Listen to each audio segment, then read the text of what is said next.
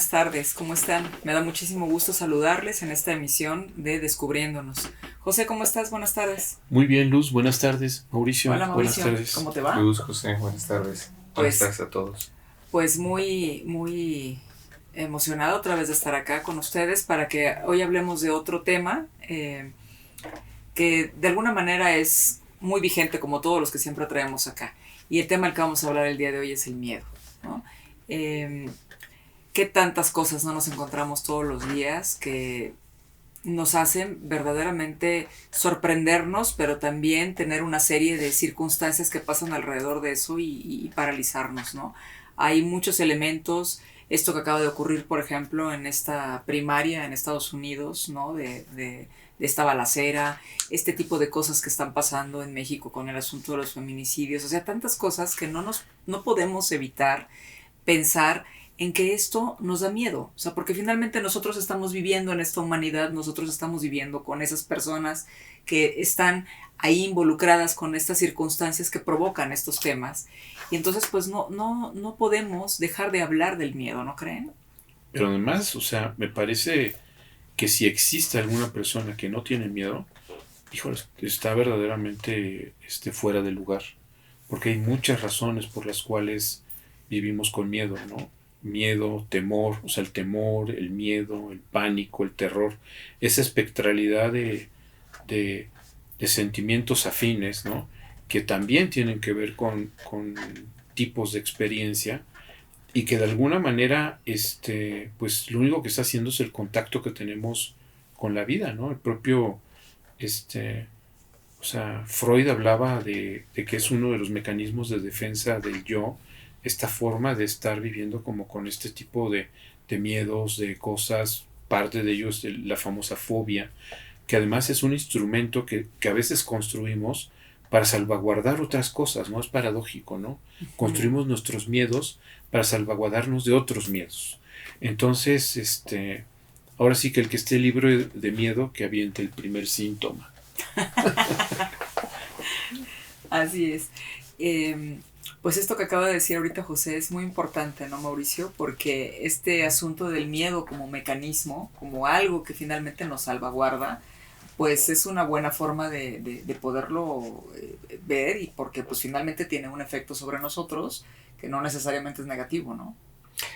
Bueno, por supuesto, si no tuviéramos miedo como especie, dudo mucho que estuviéramos todavía aquí, ¿no? O sea, imagínense a los hombres prehistóricos que hubieran tenido un acercamiento a un gatito como un león y bueno, pues no estaríamos aquí como especie. Entonces, esa vertiente es absolutamente fundamental y no necesitamos irnos al pasado. Imagínense que alguien no tuviera miedo a una alta velocidad o a a una altura grande. Bueno, pues entonces eso pone en riesgo nuestra vida y en efecto es una forma de supervivencia. Y bueno, si a eso le agregamos un factor en donde evidentemente, y esto lo señala Freud en muchos sentidos, pues hay una incertidumbre, no sabemos qué va a pasar minutos después de cómo estamos ahora y nuestra propia fragilidad, ¿no?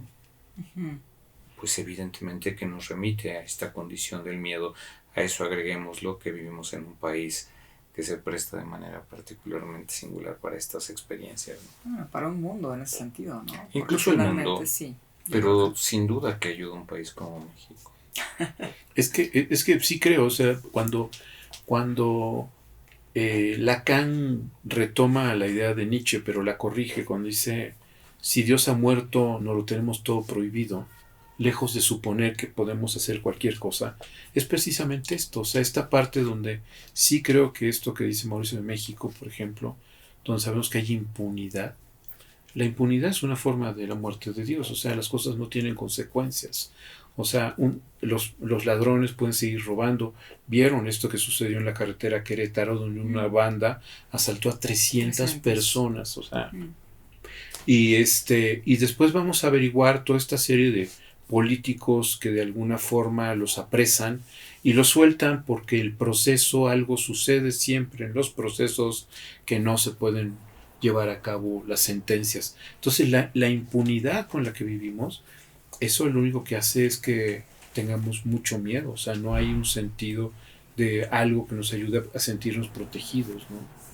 Sí, y de alguna manera esto está vinculado con el asunto de lo que señalaba Mauricio, ¿no? Porque este tipo de circunstancias provocan que estemos en incertidumbre, que no haya seguridad de poder generar algunas expectativas, esto que nos gustaría nos confronta con nuestra fragilidad de forma cotidiana, estamos inseguros y entonces todo ese tipo de temas pues hacen que tengan efectos sobre nosotros en la vida, ¿no? Pero ¿cómo caminar con eso?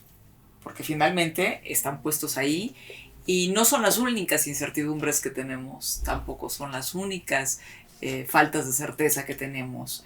Y pues es algo con lo que nosotros tenemos que estar viendo. Simplemente este tema del COVID, ¿no? Esta pandemia en la que todavía no terminamos de salir, pero bueno, si nos vamos a este primer momento de la pandemia, esta primera etapa, en donde fue el encierro, y este tema de lo que implicaba eh, pues toda la idea de cómo tengo que salir, cómo tengo que taparme, qué tengo que hacer, qué no tengo que hacer, o sea, una serie de cosas que confrontó, que hizo que muchísimas personas se confrontaran con ese terror que les daba el virus, que además no lo veían, no sabían nada de eso, lo único que se sabía era que había un virus en el ambiente, que te podía enfermar y que te podías morir, no importando qué. Y que habían algunos que tenían algunas características más o menos.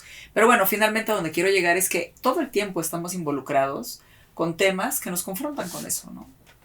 Inevitablemente, y de hecho, como psicoanalistas es nuestro campo. Hay personas que logran situarse de manera más o menos funcional frente a eso, pero hay personas que verdaderamente entran en un estatuto de pánico respecto de eso y que bien harán en cuestionarse, en preguntarse, incluso si es necesario acudir a un trabajo analítico para dar cuenta de eso. ¿Por qué algo así me sitúa y me plantea este tipo de malestares tan extremos en ocasiones? De verdad, estoy seguro que a ustedes les ha pasado, personas que en razón de la pandemia y justo en razón de estas posibilidades que tuvimos que trabajar de hacerlo a distancia, personas que verdaderamente entraban en pánico ante la simple posibilidad de dejar un pequeño resquicio de su ventana abierto y que algo pudiera filtrarse, cuando todo indicaba, o toda la información que las autoridades brindaban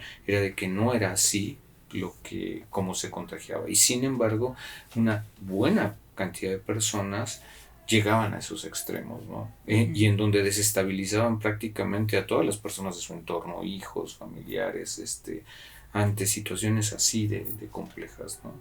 Y de verdad llegan a niveles muy extremos. Claro.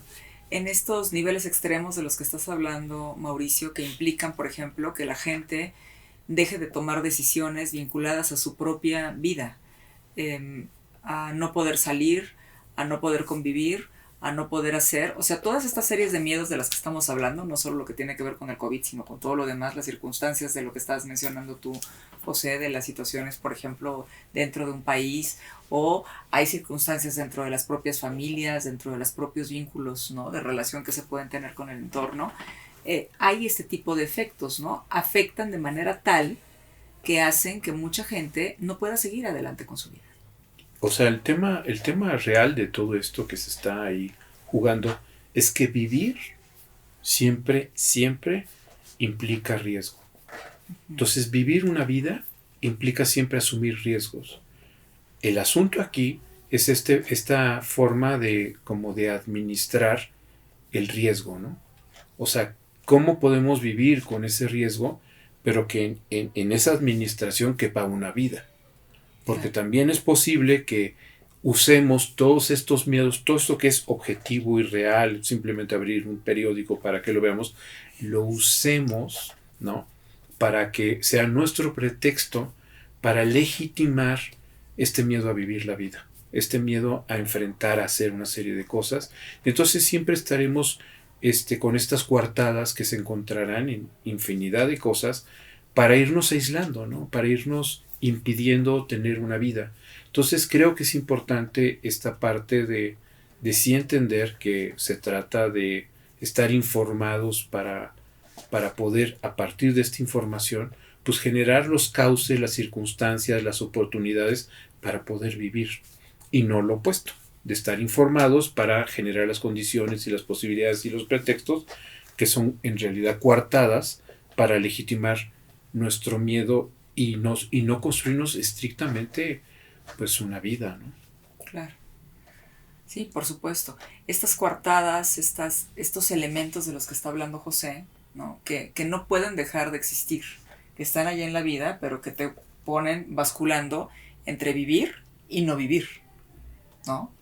Sí, digamos, una cosa es el miedo como un mecanismo de defensa que nos preserva como especie incluso, y otro es este miedo paralizante que, bueno, lamentablemente podemos ver muchas veces reflejado en este temor, por ejemplo, de los padres hacia los hijos de no salgas, no te muevas, no hagas, y en donde de verdad tiene repercusiones muy complejas. Ese miedo es y acaba siendo un miedo a vivir, a enamorarse, lo que hablábamos en programas anteriores, a experimentar, a hacer casi cualquier cosa.